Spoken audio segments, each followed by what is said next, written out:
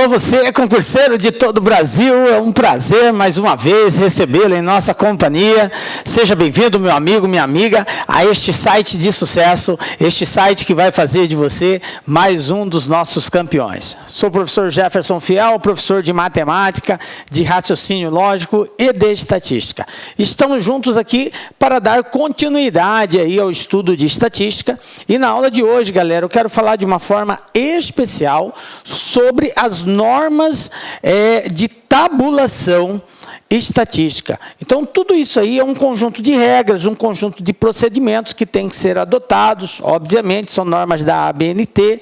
Então, nós vamos aqui elencar aí uma série de normas de regulamento para que você esteja atento na hora de prestar um concurso daquilo que pode e o que não pode numa tabela estatística. Na oportunidade, falaremos também um pouco sobre as variações percentuais presentes numa tabela e como fazer o cálculo delas. Tranquilo? Vem comigo, galera, vamos dar o pontapé inicial aí, né? Falando de normas de apresentação tabular.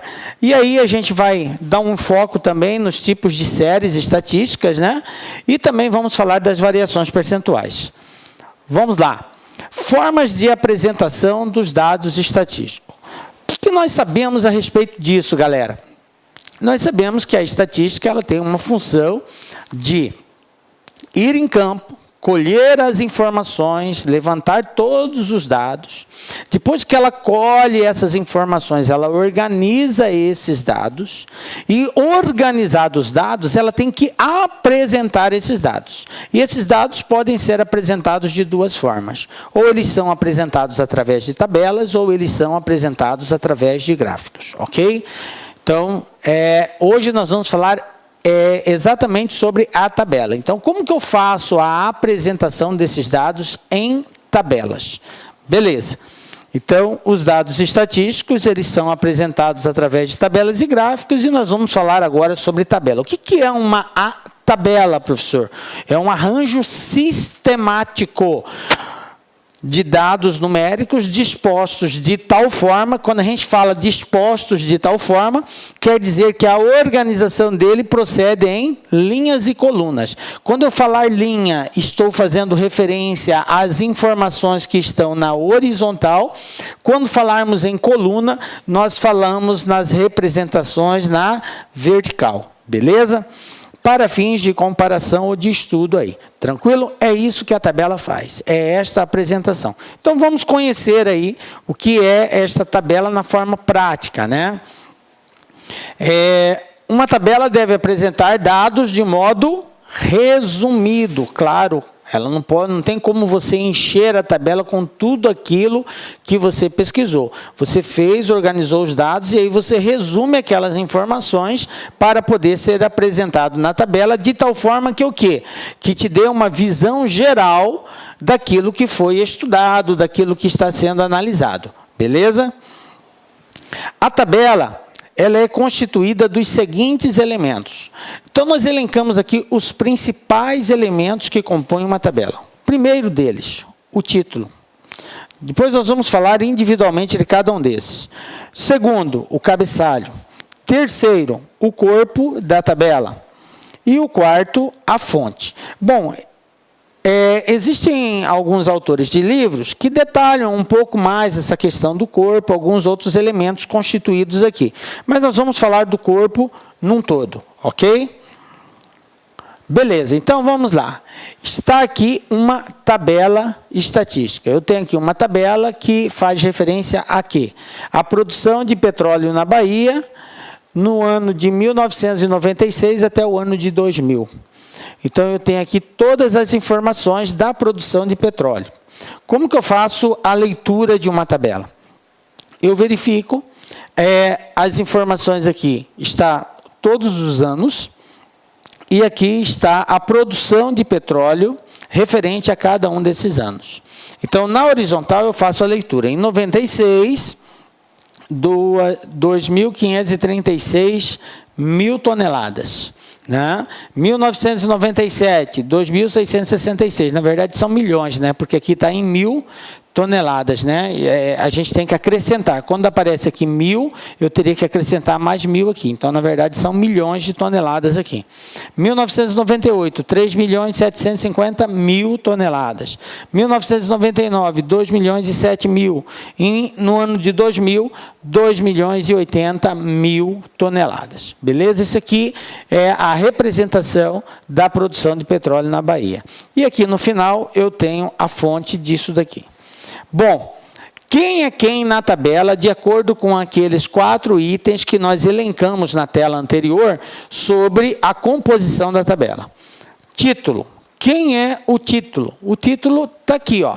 É a informação que aparece na parte superior da tabela. Está aqui, ó. Este é o título.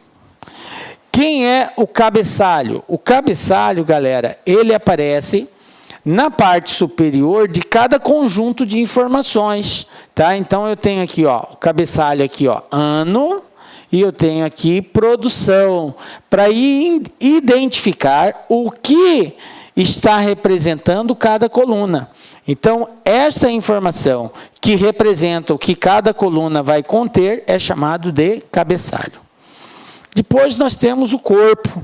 O corpo é exatamente esse conjunto mediano aqui, ó, de todas essas informações. O corpo traz o detalhamento de todas as informações necessárias na tabela. E por último, nós temos a fonte ou rodapé também, que são os dados dispostos aqui no final da tabela, na parte inferior. Então, eu tenho na composição o título, o cabeçalho, o corpo e a fonte rodapé. Tranquilo?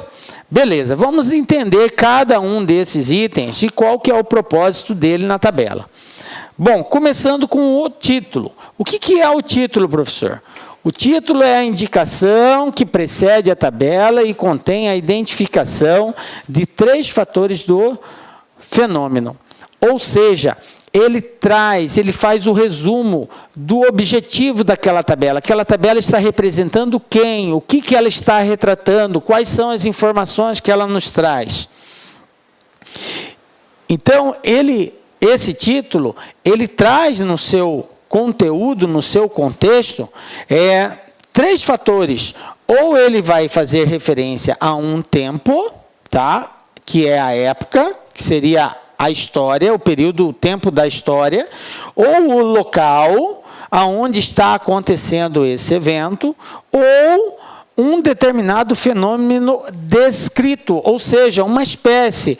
Às vezes, aquela tabela está fazendo referência, por exemplo, a uma espécie animal. Aí, ele vai trazer quais são os animais que ela está fazendo referência. Então, é específico, é uma certa categoria.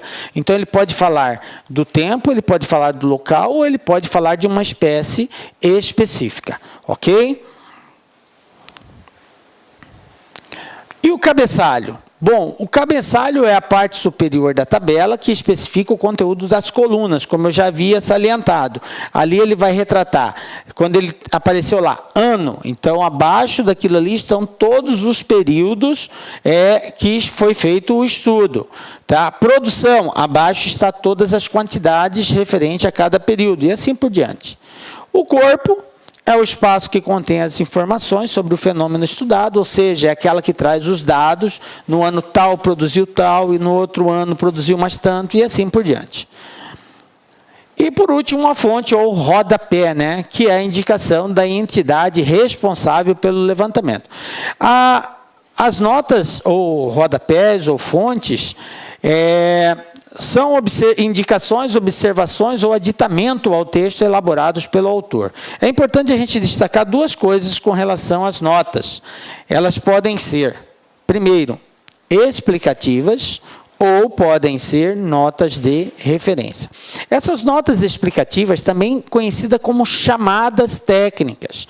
O que são isso, professor? Chamadas, notas de chamadas ou simplesmente notas explicativas. São observações, esclarecimentos sobre aquilo que está em destaque no corpo. Às vezes você quer fazer um detalhamento daquela informação que está no corpo da tabela, aí você coloca uma chamada ali no rodapé, que é chamado de nota de esclarecimento.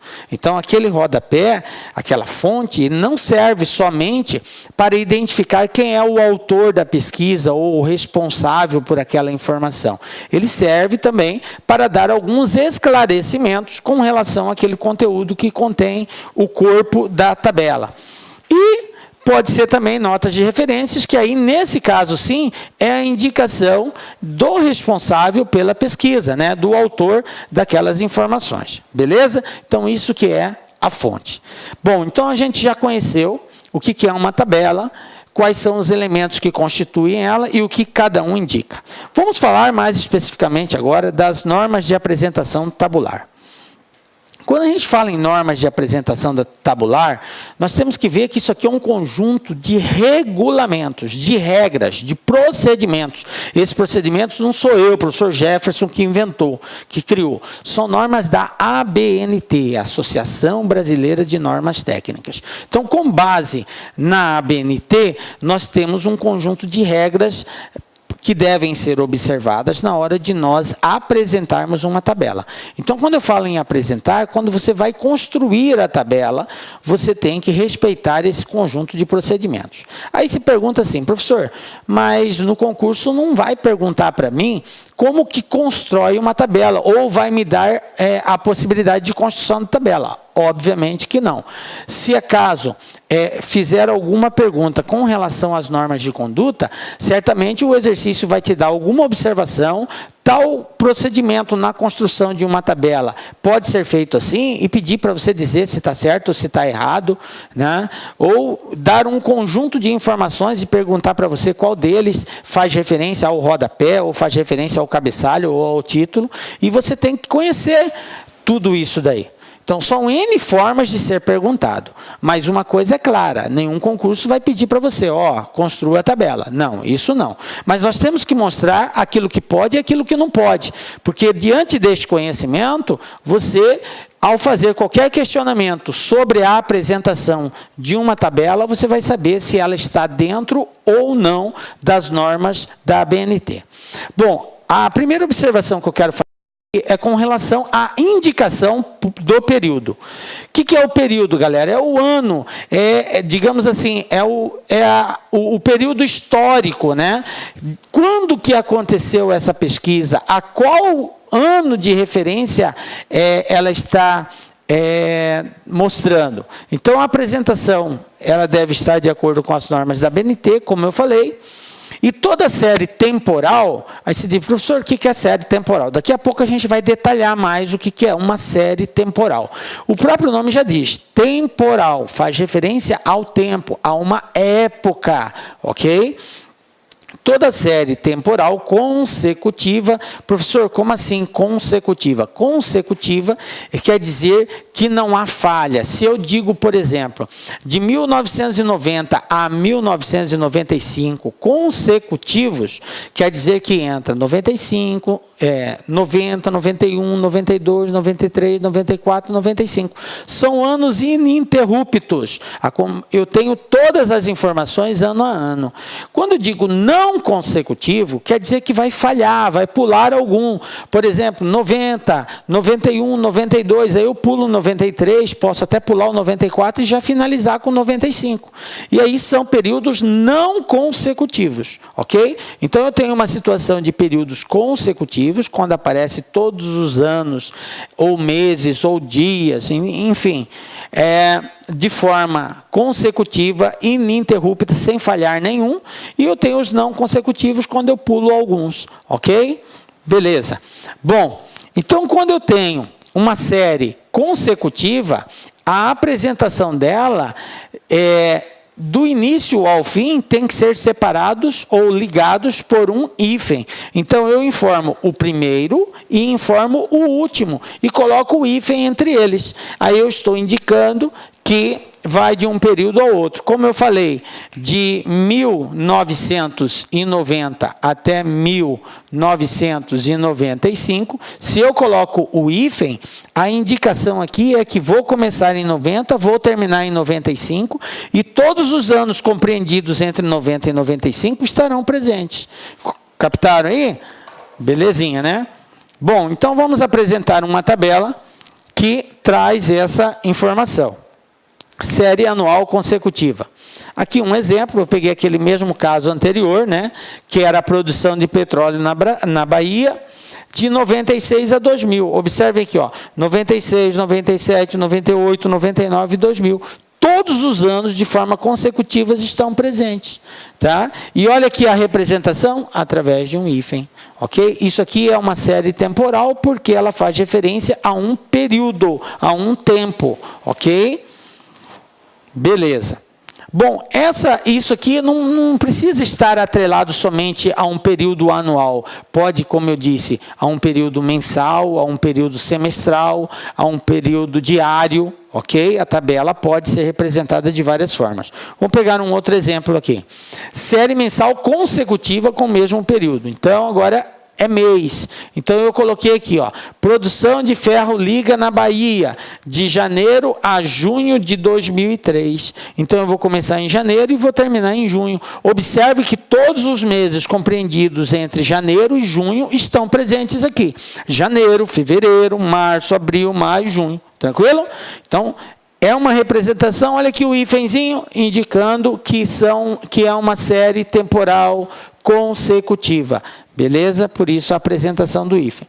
Professor, e daí, qual que é o propósito disso? O propósito é que se for apresentado para você uma tabela, se for apresentado lá um conjunto de tabelas, e o exercício pedir para você, por exemplo, para identificar qual é a tabela que está de acordo com as normas da ABNT, né, você vai saber que, sendo uma série temporal, uma tabela temporal que faz referência a um tempo, e existe um conjunto de informações mensal, diário, anual, consecutivo, a representação aqui tem que ser pelo hífen. Então, se não colocar o hífen aqui, está errado a representação. Entendem isso? Então, nós estamos falando das normas. E aí, cabe a você julgar qual é a apresentação que está correta ou não. Beleza. Indicação por período. Então, agora nós vamos falar daquelas que não são consecutivas. Então, nós já falamos das consecutivas. E o que são as não consecutivas? Não consecutivas, como eu já havia salientado, são aquelas que não há uma sequência contínua de informações, seja no ano, no mês ou no dia. Janeiro, fevereiro, aí pula março, pula abril, maio, entenderam? Falhou. Então, é não consecutivo. Quando acontecer isso, eu pego o inicial e o final ligados agora por uma barra. Lembra, no consecutivo era hífen. No não consecutivo é uma barra. Então, não confundam. A representação de uma série temporal não consecutiva, ela estabelece o início e o fim, o primeiro ano de referência, o último ano de referência ligados por uma barra, ok? Uma barra inclinada. Então, está aqui, série anual não consecutiva. Produção de petróleo na Bahia, de 96 a 2000, observem a barra aqui. É uma barra.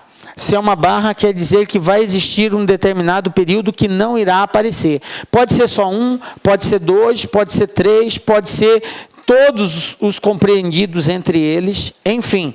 A única coisa que está caracterizado, que vai ser um fato, é que o primeiro e o último irão constar. Agora, entre eles, poderá ou não ter outras informações. Entendem isso? Veja bem que 97, 99, faltou 98 aqui. Porque se o 98 estivesse presente, aí seria consecutivo. Aí a barra estaria errada, teria que ser o hífen. Então, por ser barra, obrigatoriamente tem que falhar algum aqui. E aí falhou o 98. Professor, poderia faltar o 97 também? Poderia. Poderia faltar o 97, o 98 e o 99? Poderia. Eu poderia ter só os dois extremos. No problems. Ok, galera? Sem nenhum problema. Beleza. Então, está aqui a representação anual não consecutiva. E se fosse mensal? Vamos lá. Série mensal não consecutiva com períodos diferentes. Olha só. Além do mês, eu estou trabalhando aí com períodos diferentes. Então, eu peguei aqui, ó, janeiro de 2002 até junho de 2003. Então, eu comecei no ano de 2002 e vou terminar no ano de 2003. Quais são os meses do ano de 2002 que estarão presentes aqui? De acordo com a tabela, janeiro e abril. Ou seja, fevereiro, março, maio e em diante não estão presentes de 2002. Já no ano de 2003, eu tenho abril, maio, junho. Eu tenho 3 anos, mas não tenho janeiro, não tenho fevereiro, não tenho março. Nenhum problema com relação a isso, tá? Então, essa produção de ferro-liga só me traz informações desses meses específicos. Portanto, a representação obrigatoriamente tem que ser através de uma barra. Por quê? Porque são períodos não consecutivos. Tranquilo? Belezinha, né, galera? Bom, nós falamos da indicação do período. Agora vamos falar de algumas normas técnicas que têm que estar presentes na construção dessa tabela. Tá? Eu falei sobre a representação por período, né? A indicação do período, como que tem que ser feita, e com relação a toda a tabela, ao conjunto num todo, também tem uma série de normas que têm que ser observadas. Então aqui, as tabelas, excluídos os títulos, serão delimitadas no alto e embaixo por traços horizontais, grossos preferencialmente. O que o exercício está dizendo? É isso aqui, ó. Eu tenho aqui uma tabela, observem o seguinte, excluídos os títulos. Por quê? Porque o título está acima disso daqui. O título vem aqui na parte superior, é a primeira informação que eu tenho numa tabela, é o título. É do que se trata essa tabela. O título não é envolvido por linhas, mas os demais, o cabeçalho, o corpo, tudo é constituído por linhas, envolvidos, tá? Então, são delimitados. Então, eu tenho aqui aonde começa e aonde termina a tabela. São as limitações superior e inferior, preferencialmente com traços grossos, tá? A representação. Beleza. Segunda norma técnica. A tabela não deve ser delineada à direita e à esquerda, tá? Por traços verticais. O que quer dizer isso? Olha só, eu trouxe aqui uma tabela, então eu tenho aqui a limitação superior e inferior, só que aqui, ó, tá vendo nas laterais? Eu tenho aqui na lateral esquerda e aqui na lateral direita. A norma técnica não permite esta representação. Quando eu faço a tabela, quando eu faço a representação de uma tabela, eu não posso colocar essas linhas verticais aqui, ó, que está indicado pela seta, a esquerda e a direita. O correto seria isso aqui, ó. Estão vendo? Sem nada na lateral. Essa é de acordo com a norma técnica. Esta aqui não está de acordo com a norma técnica porque apresentou esses traços verticais nas laterais. Beleza? Então, não é correto fazer isso. Terceira informação, terceira norma técnica que tem que ser observado.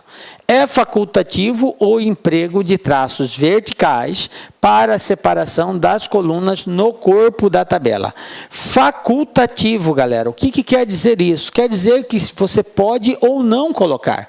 O fato de você não ter colocado não indica que não está correto a representação, tá? Então, quem são esses traços verticais? É esse traço que foi feito aqui e este traço que foi feito aqui.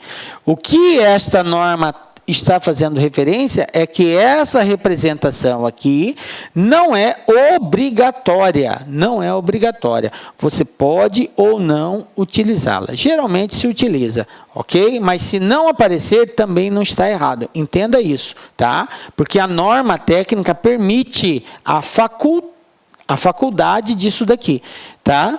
De colocar ou não colocar esses traços. Beleza? Quarta norma técnica, galera.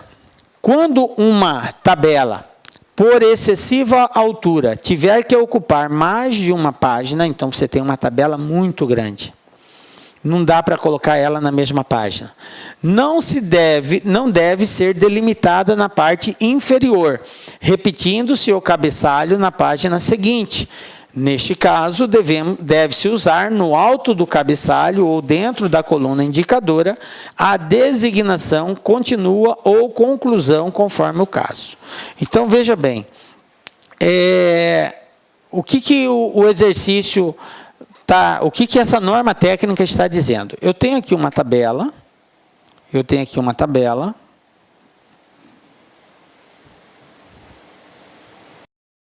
beleza, eu tenho aqui uma tabela e aqui eu tenho algumas informações, ó.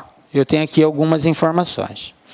O que essa norma aqui está fazendo referência é o seguinte, ela está dizendo que se a tabela for muito grande, aí aqui acaba a página. Não dá mais para fazer essa tabela, para representar essa tabela aqui. Se não for possível mais fazer a representação da tabela, o que eu faço? Eu vou continuar na página seguinte, a mesma coisa, vou continuar na página seguinte. E aí eu coloco aqui em cima, continuação. A observação que ele falou é isso, tá? Deve-se usar no alto do cabeçalho ou dentro da coluna indicadora a designação continua ou conclusão, conforme o caso. Ok? E aí você repete o mesmo cabeçalho que estava aqui, ok? Inicial, e continua as observações até terminar a tabela. Beleza? É isso que a norma técnica está dizendo. Então, é possível representar uma tabela quando ela dá continuidade numa outra página? Sim. Você repete o cabeçalho dela, coloca o indicativo que é a continuação e continua a partir de onde você parou na página anterior. Beleza?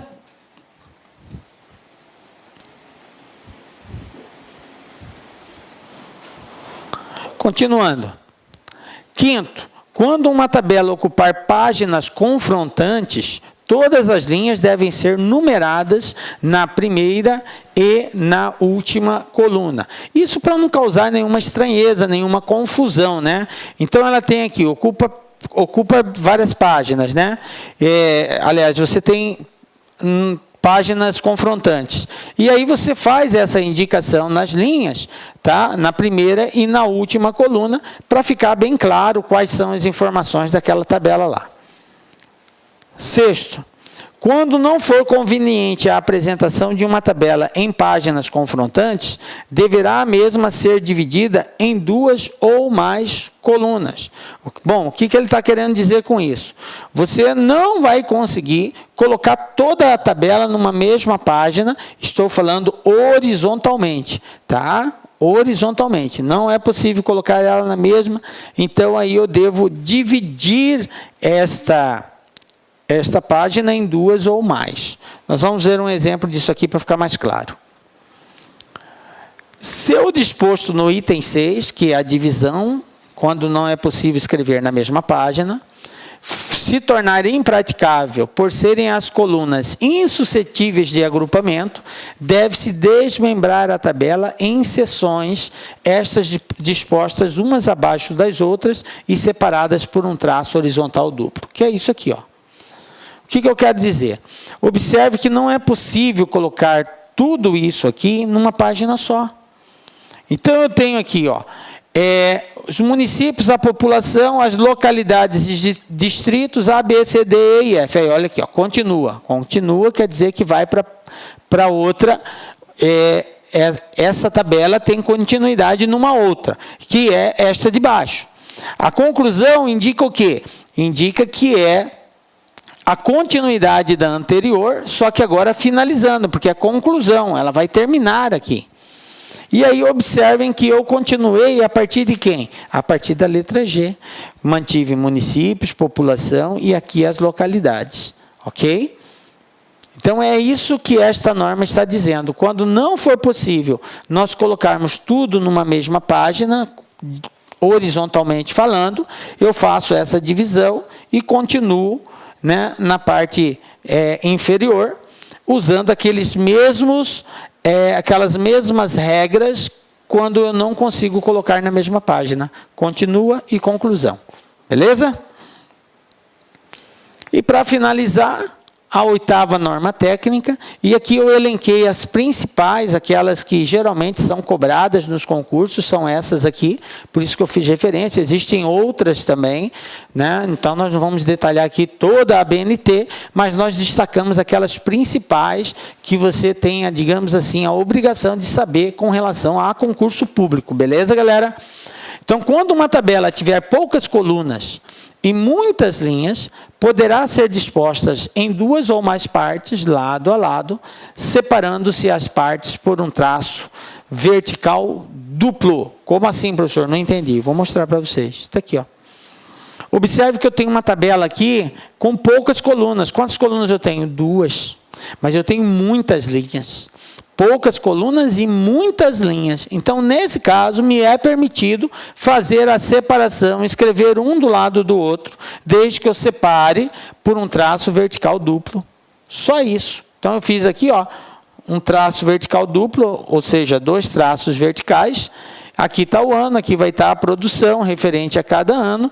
Chegou em 88, eu comecei aqui em 89 e vai terminar em 2005. Ok? E aqui tem todas as informações, porque eram muitas linhas que eu tinha, então não dava para colocar. Como são poucas colunas, então eu posso fazer esta representação. Beleza? Então não é errado mostrar uma tabela desse jeito. Belezinha? Tranquilo? Galera, nós elencamos nesse primeiro momento tudo o que você precisa saber da tabela.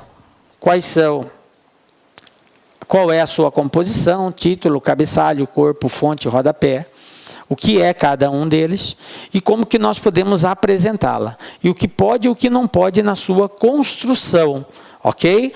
E outra, quando ela é grande demais, qual é o procedimento? Quando ela é pequena demais, quando tem muitas linhas ou muitas colunas, qual é o procedimento que deve ser adotado? Então, está aí 8 normas técnicas que, diga-se de passagem, aquelas mais cobradas aí nos concursos públicos. Tranquilo? Vamos falar agora de séries estatísticas, galera. Séries estatísticas. O que são séries estatísticas? São dados organizados em formas de tabela, ok? Em outras palavras, são as tabelas. As tabelas são chamadas de séries estatísticas. Por quê? Porque elas são organizadas de acordo com o fenômeno, o local e a época de ocorrência, ok? Então, as séries, elas são organizadas de acordo com o fenômeno, o local ou a época da sua ocorrência. E ela se classifica de 3 formas. Então, as séries, elas podem ser chamadas de temporal, elas podem ser chamadas de geográfica e elas podem ser chamadas de específica. Aí você vai me perguntar, professor, mas só 3 não é mais? Bom, 3 de forma individualizada, temporal, geográfica ou específica. Mas eu posso ter uma tabela que é chamada de tabela de dupla entrada ou tabela mista, onde ela pode trazer informações tanto do tempo quanto do local, tanto do tempo quanto da espécie, tanto do local quanto da espécie. Então, pode haver aqui uma junção de duas situações aqui, ok? E esta tabela ela é chamada de mista ou conjugada ou tabela de dupla entrada também, beleza? Bom, vamos começar falando da temporal. O que é a série temporal? É uma tabela que traz informações, que traz dados estatísticos, aonde aquilo que está sendo promulgado, informado, faz referência a um determinado período, por isso que ela é temporal. É a série em que os dados são observados segundo a época de sua ocorrência, sobre um determinado período. Beleza, exemplo, está aqui, lançamento de remédios de 97 a 2002. Observe que é uma série temporal contínua, está representada pelo hífen 97, 98, 99, 2000, 2001 e 2002. Não pode falhar nenhum. Por quê? Por causa da forma que ela foi apresentada. Lembram? Hífen, apresentação contínua. Fonte, revista Veja, tal, beleza. Isso aqui é um tipo de tabela classificada como série temporal. Professor, o que o exercício pode pedir? Ele pode pedir para você classificar a tabela. Ele pode dizer, dada as tabelas ou dadas as séries estatísticas, classifique elas em temporal, em específica, em geográfica, ou pede para você dizer que tipo que é. E aí você só tem que olhar para o título. O título é a sua informação aqui. O título, ele chegou e está dizendo que trata-se de um remédio, lançamento de um remédio, e ele fala que isso vai acontecer num determinado período. Aí você presta atenção no corpo e observe que o detalhamento do corpo é referente a ano. Então, 18 super remédios no ano de 97, 33 super remédios no ano de 99, 69 super remédios no ano de 2002. Então, a quantidade dessa produção está atrelada a quem? A um tempo, a um período. Então, é série temporal.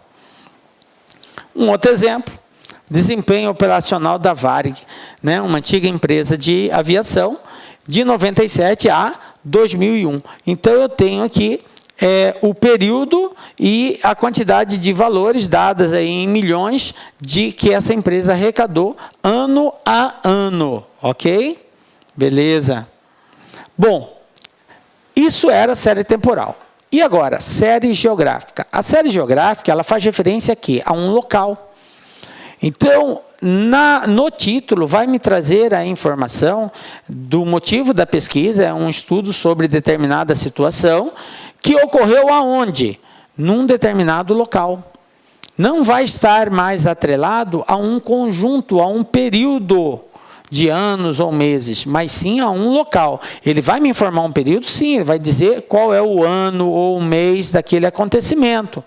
Mas os valores do corpo estão associados a uma determinada região, uma determinada cidade, alguma coisa assim, ok?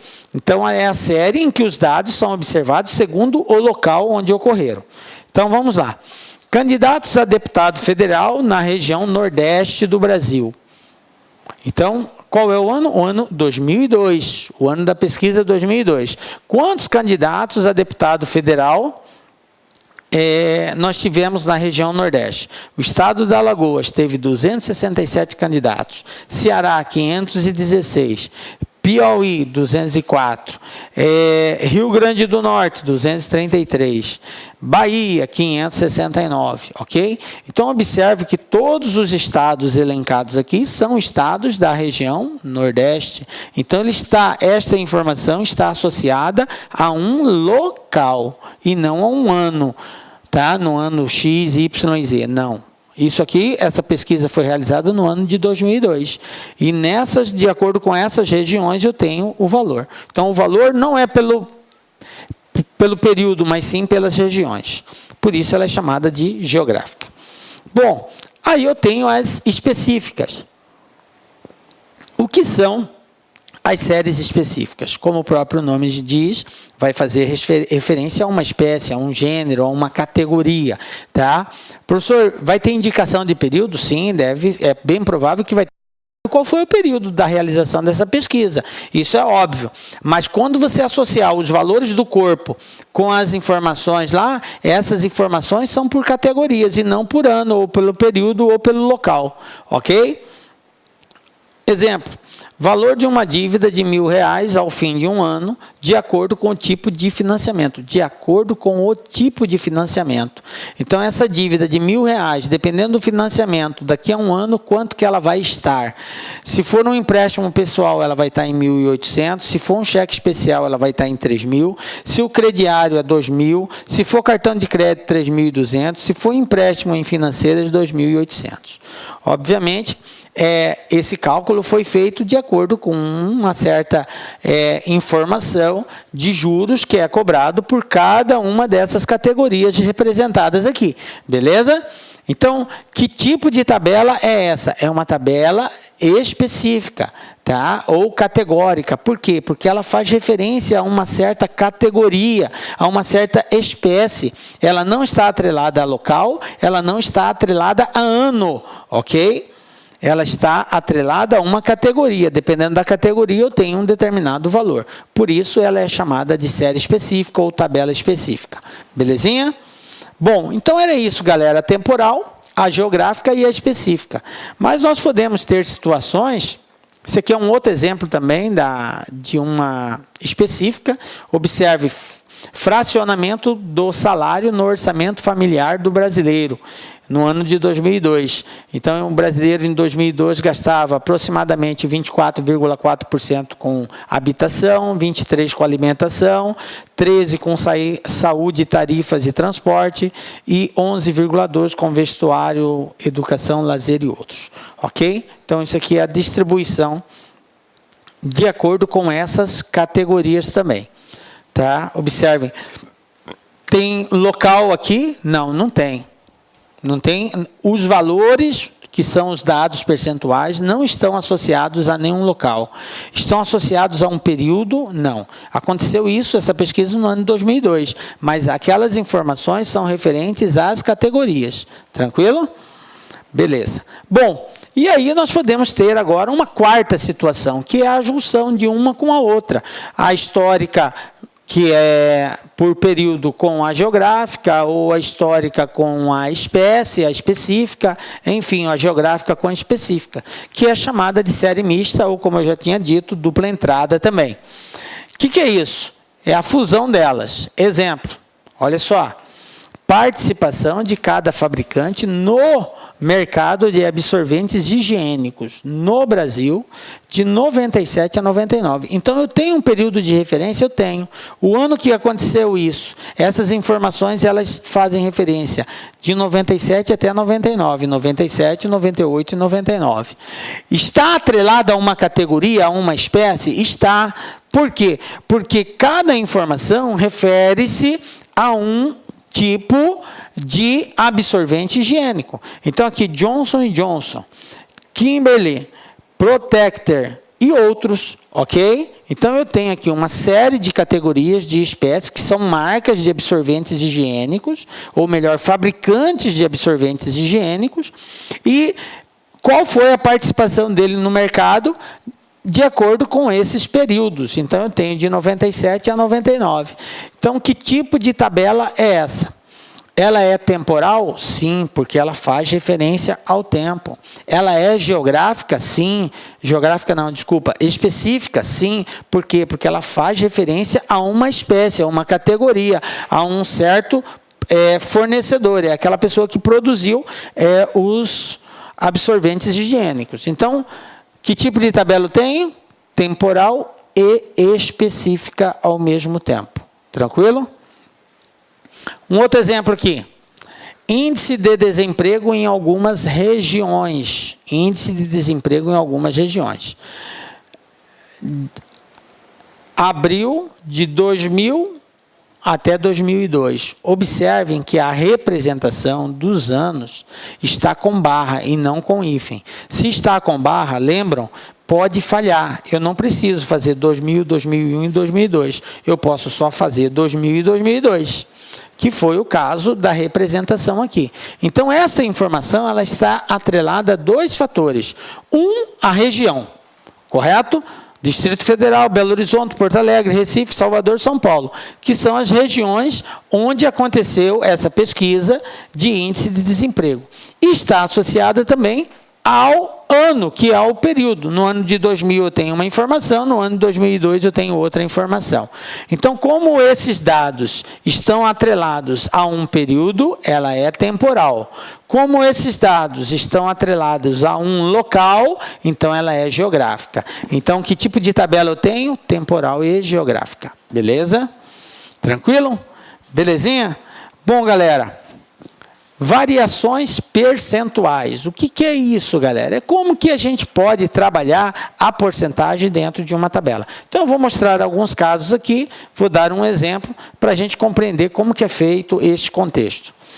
Bom, eu tenho as porcentagens dentro de uma tabela estatística. Como assim, professor? Veja bem, eu trouxe aqui um exemplo, matrículas nas escolas da cidade A, uma cidade qualquer no ano de 1990. Aí eu tenho aqui primeiro ano, segundo ano e o terceiro ano do ensino médio. E aí eu tenho aqui a quantidade de alunos que contém em cada uma dessas séries aí. E aqui eu tenho o total de alunos, 21.201. Diante de uma tabela dessa, pode surgir uma série de perguntas. E uma dessas perguntas pode estar associada a um cálculo percentual. E aí uma coisa é o exercício me dá a informação da tabela, A outra coisa é eu descobrir a participação de cada uma dessas informações no contexto geral. E essa participação é chamada de percentual, ok? Então, como que eu faço o cálculo da participação desses valores dentro do contexto, dentro do total? Por exemplo, quantos por cento representam os alunos do primeiro ano? Quantos por cento representam os alunos do segundo ou do terceiro? Esse cálculo é feito da seguinte forma. Tá? Basta eu pegar a quantidade de alunos que tem por série, multiplicar por 100, porque é uma taxa percentual, e dividir pelo total de alunos. Como o total era 21 mil, e no primeiro ano eu tinha 19.286, multiplico por 100, dividido por 21.201, eu vou ter aqui 90,96 ou 91% aproximadamente, ok? Vai dar quase que 91, então você pode até arredondar ali. O segundo ano, eu tinha 1.600, mesma coisa, multiplico por 100 e divido pelo total, que é 21.201. Aí eu vou encontrar 7,92 ou arredondando 7,9. E aí eu tenho no terceiro ano 234 vezes 100 dividido por 21, 1,1, tá? 1,10 ou 1,1%. Então está aqui a representação percentual de cada ano com relação ao total, beleza? Com base nisso, nos dá a liberdade de criar uma terceira coluna nessa tabela. Então eu posso pegar aquela mesma tabela e fazer isso daqui, ó. Criei uma nova coluna, onde está agora aqui representado o percentual de participação de cada série no total. Como que eu faço a leitura disso? 91% dos alunos dessa escola estudam no primeiro ano, 7,9% dos alunos estão no segundo ano e 1,1% dos alunos estão no terceiro ano. Tranquilo? Belezinha? Lembrando que a soma aqui não pode passar de 100. Aí você tem que trabalhar isso daí, cuidado no arredondamento. Beleza?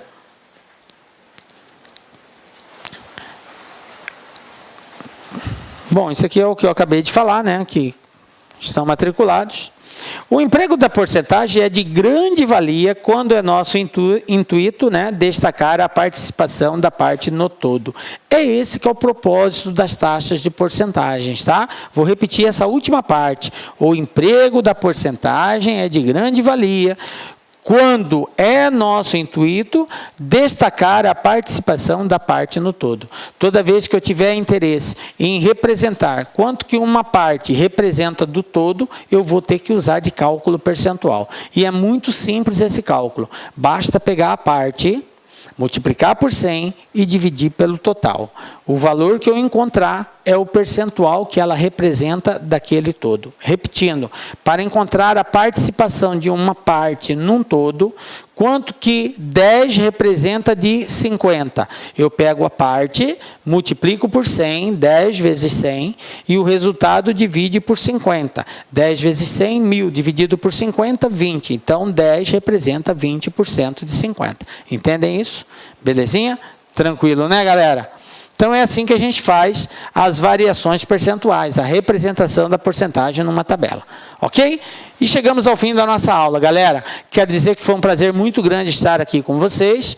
Então, na aula de hoje, nós falamos o que é uma tabela, que é uma forma de representação dos dados estatísticos. Detalhamos lá todas as informações com relação à sua composição, título, cabeçalho, corpo, rodapé. Falamos sobre cada um deles. Destacamos 8 itens das normas técnicas, que são aqueles, como eu disse, os principais, os mais cobrados no concurso público. Falamos sobre séries estatísticas e como que se calcula as variações percentuais. Beleza? Que Deus abençoe e continue te dando força e energia para continuar nessa batalha, que a gente sabe que não é fácil, mas é possível porque Deus está com você. Grande abraço, um beijo no coração. Nos encontramos na próxima aula com a graça de Deus, porque só Ele nos dá a certeza de estarmos aqui. Tchau, galera.